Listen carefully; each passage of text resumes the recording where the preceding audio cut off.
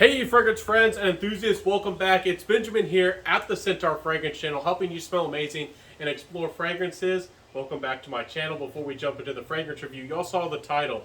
You know what we're talking about. We're talking about Lise Toscana from the house of Premier Note.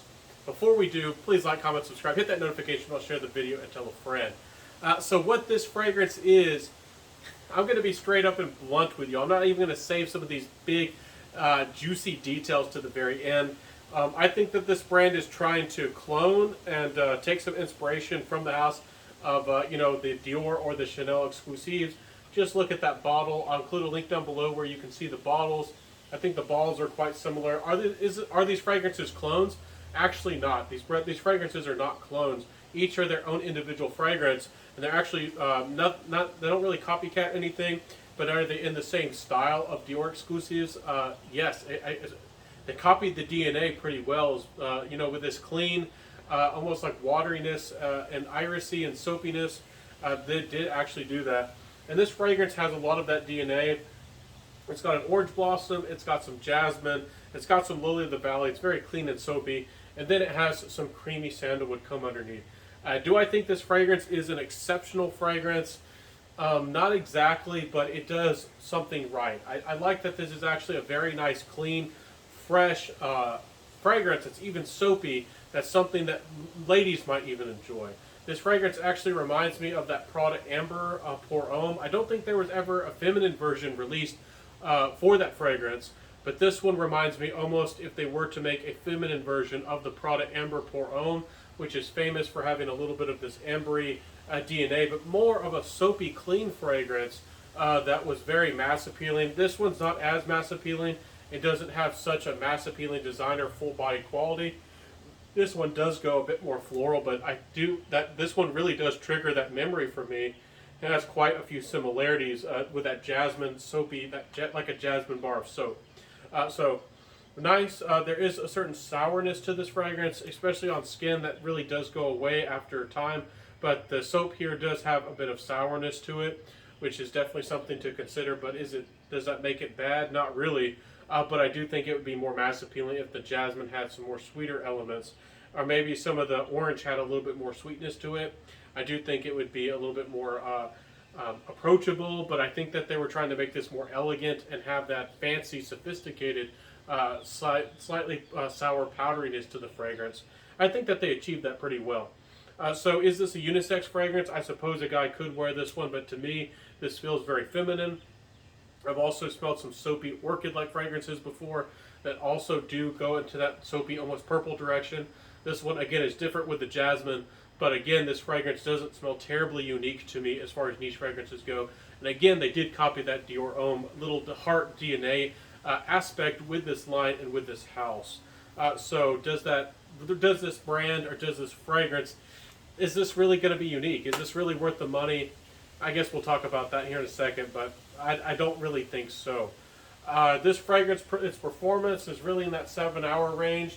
It's not bad. It's not great either. 7 hours. Projection was maybe a little bit above average. Sillage was a bit average.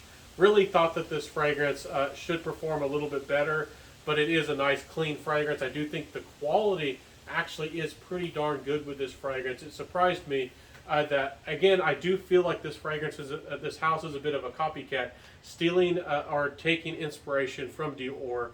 Even though, I mean, I don't care much because I personally don't think that the Dior exclusive line with their hearts, I don't really care for that DNA, and I don't think it's really anything too special for me personally. I do think that them copycatting that is a little bit of I don't have any way to verify. I don't know how close it is to it. I don't know if they, backwards engineered, chemically engineered that.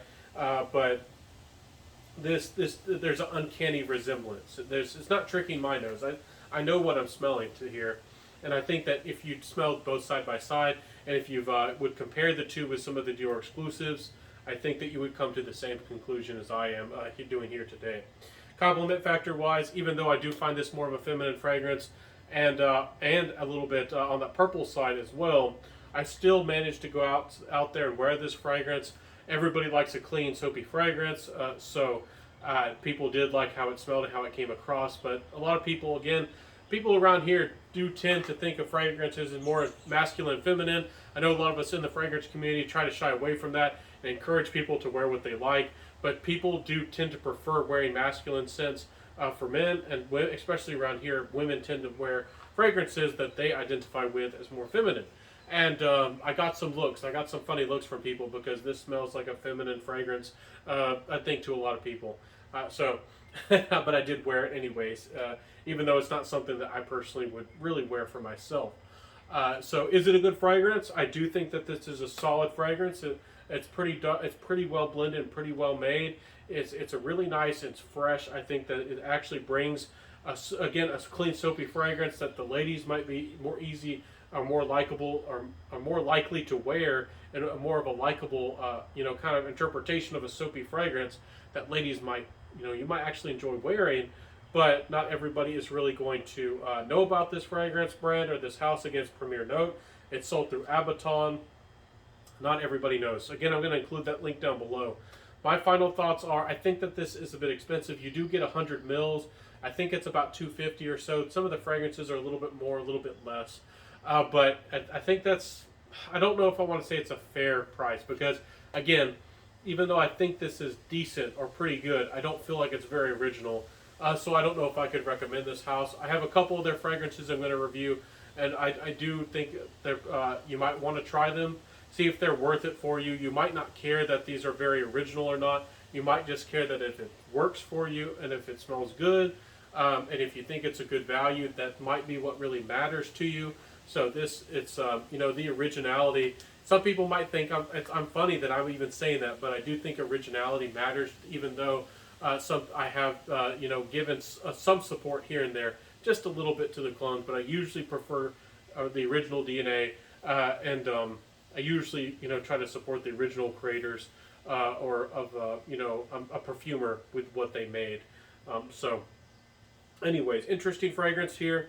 Hope that you enjoyed me talking about it. The Toscana, again, is supposed to capture the smelling, the feeling of music and Tuscany and those emotions. That's what they're meant to capture with this fragrance, and I think that they did a pretty good job of making a charismatic, clean fragrance for the ladies. Anyways, hope that you enjoyed my fragrance here, my review here today. Hope that you enjoyed me talking about this fragrance. Let me know in the comment sections below, how does this fragrance sound?